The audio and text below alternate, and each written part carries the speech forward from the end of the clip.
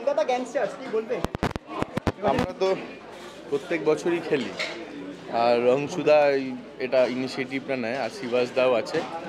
আমরা দুর্ভাগ্য যে কোনোবারই ফাইনালস অব্দি উঠিনি, কিন্তু এইবারে আমাদের নতুনভাবে টিম হয়েছে, আর আমাদের এবারে একদম ফুল কনফিডেন্স আছে যে আমরা মানে কাপের জন্যই লড়াইটা করছি, একেবারে ট্রফির জন্যই লড়াই করছি। আরও এসেছে আমাদের মেন টিমের যে চেয়ারটা করবে, কিছু শুভেচ্ছা দাও, বেস্ট উইশেস দাও। না, এবার আই থিঙ্ক ও ফাইনাল কেন ওদের টিমই উইন করবে, আর আমি যেহেতু চিয়ার করব তো ভালোভাবে খেলবে ক্যাপ্টেন। একবার ও খেলেও ছিল, তারপর ও বলছে আমি আর খেলবো না, আমি চেয়ারটাই অবধি ঠিক আছে।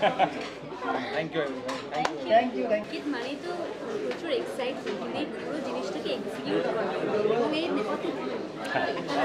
Smiling face. ইয়েস ইয়েস, কতটা চাপ আগে ওই 22 বছর ধরে অভিনয় করছি তো এইটা শিখে গেছি আমি। যতই চাপ থাকুক, এই যে এখন 10টা করে ফোন করছি আর এই করছি, তো হ্যাঁ, বাট ভেরি এক্সাইটিং। এই বছরে 1-2বার করে ইভেন্টগুলো করি আমি ক্রিকেটে। Kolkata super 50 is something that I do from my heart. Very excited, very happy, very grateful. সবাই আসে, বনি আসছে, নীলদা আছে, রিনোদা এইবার প্রথমবার আমাদের টুর্নামেন্ট খেলবে, রাহুলদা তো থাকেই, lot of actors, everyone is coming. খুব খুশি, খুব grateful to everyone who is coming, এই আর কি। এত সাকসেসফুলি তোমরা করছো, ফিফথ এডিশনে পাঠিয়েছে, কি বলছো? Yes. কি আর বলতে পারি, থ্যাংক ইউ ছাড়া আর তো বলার কিছু নেই। এই যে সব অ্যাক্টার্সরা আসে, খেলে, be part of our tournament, এর থেকে সে আর কী বলতে পারি। We are just very happy, very grateful, and hopefully this continues. Thank you. খুব ভালো লাগছে, কারণ আমি কলকাতা সুপার 50 সিজন 2 থেকে খেলছি, তো প্রত্যেকবারই ওই একটা সেকেন্ড সানডে, বছরের একটা সেকেন্ড সানডে এরকম হয়ে গেছে এখন যে আনসুদার এই টুর্নামেন্টটা মানি বছরে একটা দিন সেট থাকে, সবার সাথে দেখা হবে এবং একসাথে কাটানো। ডেফিনেটলি এইবার আরও ভালোভাবে চেষ্টা করব যাতে আমরা ফাইনালেও পৌঁছাই, এবং কাপের জন্য এইবার তো ডেফিনেটলি খেলবো। প্রথম 2-3 মাস একটু প্রথমে এটার সাথে ইউজ টু হয়ে গেছি, বাট এই টাইম খেলার মতন করেও খেলবো, শুধু মজার জন্য না।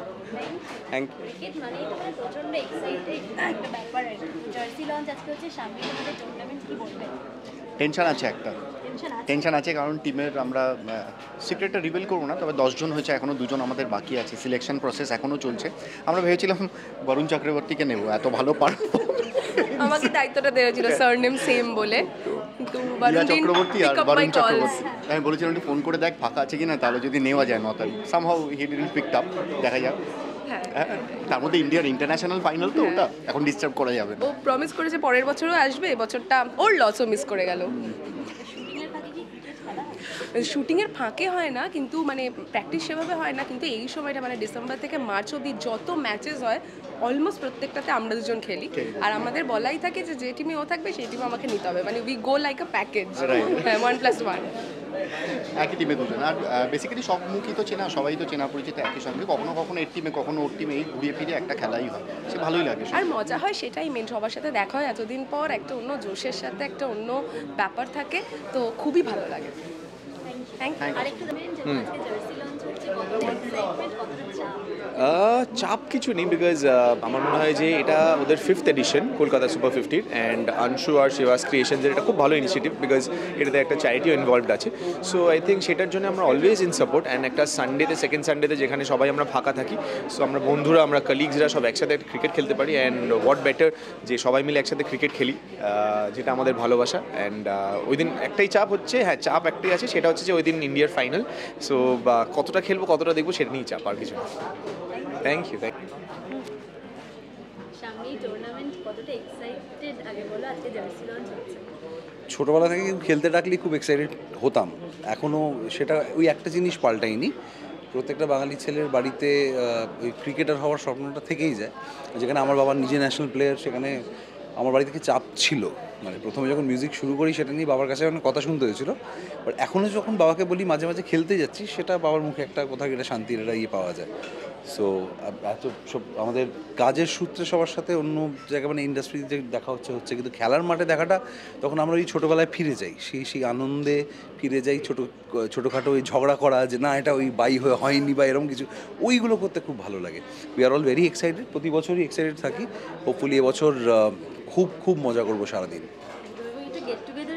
হ্যাঁ, এটা আমাদের জন্য একটা ক্রিকেট পিকনিক বলা যেতে পারে, এবং সবাই মিলে হই হুল্লোড়, আনন্দ, খেলার মাঠে সবাই ওই একে অপরের সাথে মজা করা, it's a great day, we look forward to. আজকে তো জার্সি লঞ্চ হচ্ছে সামনেই টুর্নামেন্ট এবং তুমি ক্যাপ্টেন, তো সেই নিয়ে কতটা চাপ রয়েছে, কতটা এক্সাইটমেন্ট রয়েছে?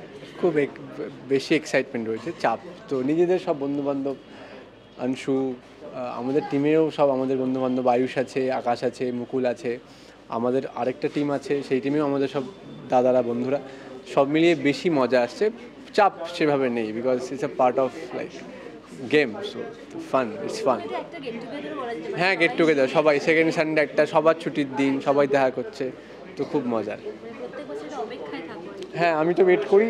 মানে অংশুদা খুবই ডিসঅ্যাপয়েন্টেড ছিল আমার ওপরে, কারণ আমি আগে 2 বছর খেলিনি, তো তারপর আমি খেলছি এবং একদম নিজের টিম খেলছে, তো খুব ভালো লাগছে। ক্যাপ্টেন হ্যাঁ বাবা, থ্যাংক ইউ। কতটা এক্সাইটেড এই টুর্নামেন্টটা নিয়ে? খুবই এক্সাইটেড অ্যাকচুয়ালি। কালকে পরশু অ্যাকচুয়ালি সব কিছু প্ল্যান হলো, তো অনেক দিন পর একটা ব্রেক বলতে গেলে। আর ছোটোবেলায় তো খেলতাম, তো ওই স্মৃতিটাকে আবার মানে বেঁচে ওঠার জন্য এটাকে নিয়ে খুবই এক্সাইটেড। Thank you.